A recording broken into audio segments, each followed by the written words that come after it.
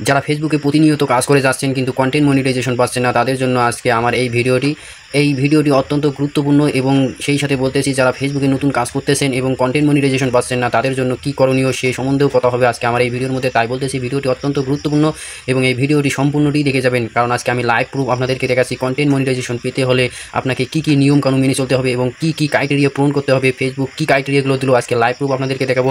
আজকে আপনাদেরকে যে ভিডিওর মাধ্যমে যে ক্রাইটেরিয়াগুলো দেখাবো, আসলে ওই ক্রাইটেরিয়াগুলো সত্য না মিথ্যা আপনারাও নিজেরাই যাচাই করে নিতে পারবেন।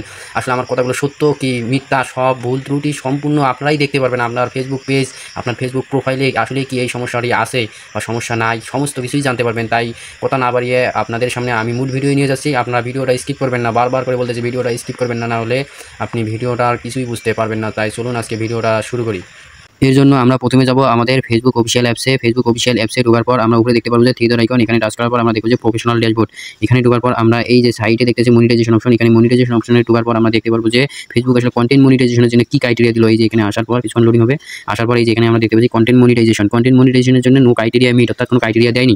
আসলে কি কোনো ক্রাইটেরিয়া আছে কি না, এই জন্য আমরা গুগলে যে সার্চ করে দেখবো, যেহেতু ফেসবুকে পাইলাম না তাই আমরা চলুন গুগলে যেয়ে দেখি। এই যে গুগলে ঢুকবো, ডাইরেক্ট গুগলে ঢোকার পর আমরা সার্চ দেবো যে ফেসবুক এই কন্টেন্ট মনিটাইজেশনের জন্য নতুন ক্রাইটেরিয়া, অর্থাৎ যে ক্রাইটেরিয়াগুলো দিচ্ছে আমরা দেখতে পারবো। আমি আগেই সার্চ দিয়েছিলাম একবার, তাই আমি সার্চ দিচ্ছি। সার্চ দেওয়ার পর আমরা এই যে এখানে দেখতে পাচ্ছি যে কন্টেন্ট মনিটাইজেশনের জন্য যে নতুন মানদণ্ড যুক্ত করা হয়েছে, অর্থাৎ নিচে দেখতে পাচ্ছি যে 10,000 ফলোয়ার থাকতে হবে এবং গত 60 দিনে কমপক্ষে 6 লক্ষ মিনিটের ভিউ থাকতে হবে। অর্থাৎ আপনার কন্টেন্ট মনিটাইজেশন পেতে হলে এখানে 10,000 ফলোয়ার আর 6 লক্ষ মিনিট ভিউ ওয়াচ টাইম থাকতে হবে, তাছাড়া কিন্তু আপনি এখানে কন্টেন্ট মনিটাইজেশন পাচ্ছেন না। তাই বন্ধুরা, আশা করি আপনারা সবাই বুঝতে পারছেন ফেসবুকে আসলে কন্টেন্ট মনিটাইজেশনের জন্য আমাদের কী কী করতে হবে এবং কত হাজার ফলোয়ার পেতে হবে এবং কত হাজার মিনিট ওয়াচ টাইম পূরণ করতে হবে, সেটা আমরা সম্পূর্ণটাই জেনে নিলাম লাইভ প্রুফ। আপনাদের কাছে ভিডিওটা কেমন লাগলো আপনারা কমেন্টে জানাবেন এবং ভিডিওটি শেয়ার করে অন্যকে জানার সুযোগ করে দিবেন, যাতে তারাও জানতে পারে ফেসবুকের নতুন এই নিয়ম সম্বন্ধে।